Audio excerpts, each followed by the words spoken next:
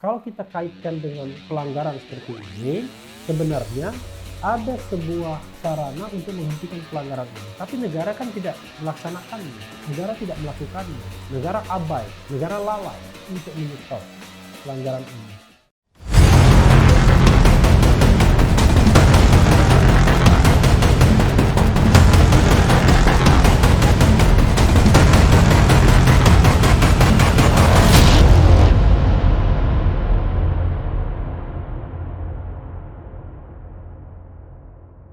Assalamualaikum warahmatullahi wabarakatuh, Sobat RH sekalian.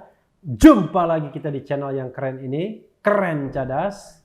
Kali ini saya akan membacakan satu berita dari CNN Indonesia. Rizik Syihab ditetapkan jadi tersangka kerumunan Mega Mendung. Ya. Memprihatinkan ya Sobat RH sekalian, karena pendekatannya adalah pendekatan pidana. Padahal banyak hal-hal yang jauh lebih penting dari ini ya. Terutama kejahatan, misalnya bansos. Itu jauh lebih jahat ya yang harus ditindaklanjuti. Tapi oke lah ya, kita lihat ya. Jakarta, CNN Indonesia, Badan Reserse Kriminal Bareskrim Polri menuturkan bahwa pentolan FPI Rizik Syihab kini sudah berstatus sebagai tersangka terkait kerumunan yang terjadi di Mega Mendung, Jawa Barat beberapa waktu lalu. Direktur Tindak Pidana Umum Dirtipidum Bareskrim Polri Brigadir Jenderal Andirian Jayadi menuturkan bahwa Rizik saat ini masih menjadi tersangka tunggal lantaran kegiatan tersebut tak memiliki susunan kepanitiaan. Sudah keluar tersangka, sudah. Mega Mendung sudah, ya. Bogor Rumah Sakit Umi belum ada tersangka, Rizik tersangkanya, kata Andi kepada wartawan usai mendatangi kantor Komnas HAM Jakarta Rabu 23.12. Dia, kegiatan Mega Mendung tidak ada kepanitiaan, ucap dia. Hanya saja Andi belum dapat menuturkan lebih lanjut terkait dengan penanganan perkara tersebut, termasuk kapan penyidik melakukan gelar perkara untuk kasus ini. Dia menjelaskan bahwa Rizik dijerat pasal yang berbeda dari kasusnya di Polda Metro Jaya. Sesuai dengan saat naik ke penyidikan di Polda Jawa Barat, Rizik bakal dijerat pasal 14 ayat 1 dan ayat 2 Undang-Undang Nomor 4 Tahun 1984 tentang wabah penyakit menular. Pasal 93 Undang-Undang Nomor 6 Tahun 2018 tentang kekarantinaan kesehatan dan pasal 216 KUHP. Allahumma sholli ala sayyidina Muhammad. Terkait kasus-kasus Rizik itu, kata dia, pihak penyidik bakal melakukan koordinasi dengan Kejaksaan Agung untuk menindaklanjuti penanganan perkara. Ada beberapa pasalnya sama, undang-undang yang diterapkan sama, objek hukumnya sama. Nah, ini tentu akan kami bicarakan lagi dengan jaksa, ucapnya. Sebelum diambil alih oleh Bareskrim, Polda Jabar telah memeriksa sejumlah pihak, termasuk Gubernur Jawa Barat Ridwan Kamil. Kemudian polisi menjadwalkan undangan klarifikasi Bupati Bogor Ade Yasin. Rizik pun saat ini tengah mendekam di balik jeruji besi dalam kasus kerumunan lainnya di Petamburan, Jakarta Pusat. Kini keseluruhan kasus itu ditangani oleh Bareskrim Polri. Ya. Sobat RH sekalian ya, hanya speechless ya. Saya bukan orang yang paham banyak tentang FPI ya, tidak pernah juga pergi ke markas FPI, di mana FPI juga saya tidak tahu ya, tahunya di Petamburan. Tidak pernah bertemu dengan Habib Rizik, tetapi melihat fenomena ini rasanya ada sesuatu yang mengganjal ya. Begini, kalau orang hukum itu ada yang namanya sense keadilan ya, sense of justice, rasa keadilan. Kalau kita terapkan pada kasus Habib Rizik ini, maka sebenarnya begini, ada yang namanya kejahatan, ada yang namanya pelanggaran. Kalau kita bicara tentang kejahatan, ya seperti yang saya katakan, ya kejahatan itu ya yang secara tradisional kita pahami sebagai sebuah tindakan jahat yang dimana di seluruh dunia ini akan mengutuknya. Mereka sepakat bahwa itu kejahatan. Misalnya ya itu, misalnya pembantaian, pembunuhan, apalagi kejahatan, perampokan, apalagi kejahatan, pencopetan, penjambretan, apalagi kejahatan, penyiksaan, korupsi, dan lain sebagainya, dan lain sebagainya. Itulah kejahatan yang secara tradisional tidak ada yang namanya negosiasi. Jadi mau dilaporkan, mau tidak dilaporkan, kejahatan itu mesti diproses. Karena itu mala in se, tindak pidana yang dari sononya kejahatan. Tapi kalau malah in prohibita, dia merupakan tindak pidana karena dianggap melanggar, karena ada undang-undang yang mengaturnya, maka seharusnya perlakuannya tidak harus seperti perlakuan terhadap kejahatan-kejahatan yang saya sebutkan itu.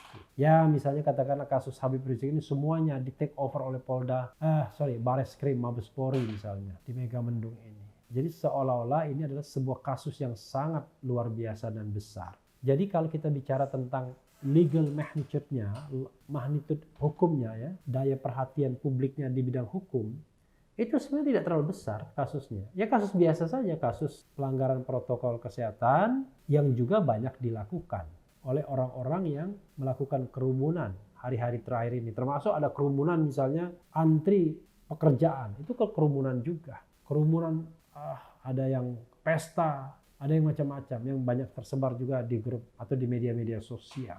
Dan ketika kita melihat kerumunan tersebut, sense of justice kita tidak langsung tergerak. Wah, ini orang melanggar hukum pidana, kita harus penjarakan, tahan dia. Rasanya tidak. Beda sama kalau di depan mata kita melihat pembunuhan, pembantaian, penjamretan, dan lain sebagainya. Maka sense of justice kita pasti tergerak untuk mengatakan bahwa itu adalah jahat. Jadi sobat era sekalian, saya tidak tahu berapa lagi penersangkaan Habib Rizik ini akan dikenakan. Mungkin setelah ini juga rumah sakit Umi, ya. Nggak tahu bagaimana kalau di bandara, ya. Karena di bandara serba dilematis. Padahal kalau kita kaitkan dengan pelanggaran seperti ini, sebenarnya ada sebuah sarana untuk menghentikan pelanggaran ini. Tapi negara kan tidak melaksanakannya. Negara tidak melakukannya. Negara abai, negara lalai untuk menyetop pelanggaran ini. Padahal kalau ini dianggap kejahatan serius, maka yang abai, yang lalai tersebut tidak cukup dimutasi. Harusnya dipidanakan juga. Tapi kan karena ini bukan sebuah tindak pidana yang katakanlah yang merupakan musuh bersama umat manusia, ya, seperti crime against humanity, maka sanksi administratif itu sebenarnya sudah cukup. Pejabat yang melalaikan, tidak menegakkan protokol kesehatan, tidak membubarkan kerumunan atau tidak berani membubarkan kerumunan, dimutasi dengan ancaman paling maksimal diberhentikan dari jabatannya. Sementara para pelanggar ini diberikan sanksi-sanksi administratif. Ya misalnya terhadap Habib Rizik sudah diberikan sanksi 50 juta. Nah, dari sisi hukum saya menganggap, sobat era sekalian, itulah yang proper, yang masuk akal. Tapi kalau mau dipidanakan, lalu ditambah pasal-pasalnya, ya sudahlah. Karena kita tahu bahwa semua itu di tangan aparat penegak hukum. Jadi kalau ada keinginan aparat penegak hukum untuk menambah-nambahi pelanggaran ini menjadi sebuah tindak pidana yang lebih berat, agar dihukum lebih berat, maka kita sebagai warga negara tidak bisa apa-apa. Kemana lagi kita meminta perlindungan hukum? Karena negara sudah menjadi pihak dalam hal ini. Maka kita hanya berdoa saja, pasrah kepada Allah Subhanahu wa Ta'ala terhadap ini semua, agar mereka-mereka yang memegang kekuasaan sadar bahwa kekuasaan itu sebenarnya adalah amanah. Kekuasaan itu harus digunakan untuk melindungi segenap rakyat. Kekuasaan itu harus dibuat untuk mensejahterakan masyarakat. Kekuasaan tersebut tidak boleh untuk membungkam kelompok masyarakat tertentu. Atau kekuasaan tersebut tidak harus memidanakan kelompok masyarakat tertentu. Apalagi hukum pidana adalah ultimum remedium. Jalan terakhir kalau upaya-upaya lain tidak bisa dilakukan. Padahal terhadap Habib Rizik ini, ketika kemudian ini berproses, beliau sendiri kan sudah menarik diri untuk tidak lagi melakukan kegiatan yang mengumpulkan masyarakat. Dalam pidatonya membatalkan seluruh kegiatan dan bahkan mengimbau kepada siapapun untuk menegakkan protokol kesehatan. Artinya sebagai individu, dia sudah menyadari itu dan sudah ingin melakukan perbaikan atas pelanggaran yang dilakukan. Apakah masih perlu dipidanakan dari perspektif hukum? Karena bukankah hukuman itu untuk mengembalikan seseorang itu ke dalam sebuah tertib sosial, sehingga dia akan memiliki kesadaran bahwa dia tidak boleh lagi melakukan pelanggaran tersebut.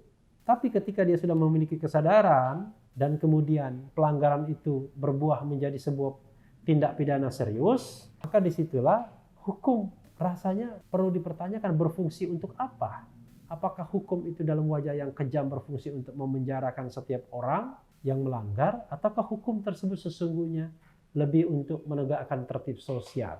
Dan ketika orang sudah tertib, maka apakah perlu lagi dipidanakan terhadap pelanggaran yang saya sebutkan, bukan terhadap kejahatan-kejahatan yang memang harus dipidanakan, mutlak dipidanakan seperti tadi, korupsi, penggarongan, pembunuhan, ya, penjamretan, pencopetan dan lain sebagainya yang memang merupakan sebuah kejahatan. Ya, kita lokalisir lagi yang lebih berat, misalnya korupsi, pembunuhan, pembantaian, ya.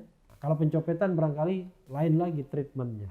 Nah, jadi fungsi hukum itu harus betul-betul untuk fungsi untuk menjaga keamanan dan ketertiban masyarakat, menegakkan keadilan, bukan memunculkan keresahan di masyarakat dan kemudian perlakuan yang tidak adil. Ya, mudah-mudahan Sobat Era sekalian, kita semua belajar dari semua peristiwa ini. Belum tentu juga pendapat saya benar, tetapi mengkriminalkan pendapat yang berbeda, membuat ini dijadikan tindak pidana, itulah yang bermasalah di negeri ini hari-hari terakhir ini. Padahal sekali lagi di negara yang demokratis tidak boleh orang dipidanakan hanya karena dia berbeda pendapat. Mudah-mudahan 2021 akan lebih cerah.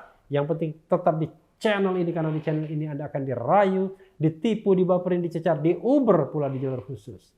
Karena channel ini adalah channel yang mengancam, memeras, dan membenci. Jangan lupa subscribe, like, comment, and share. Cheers.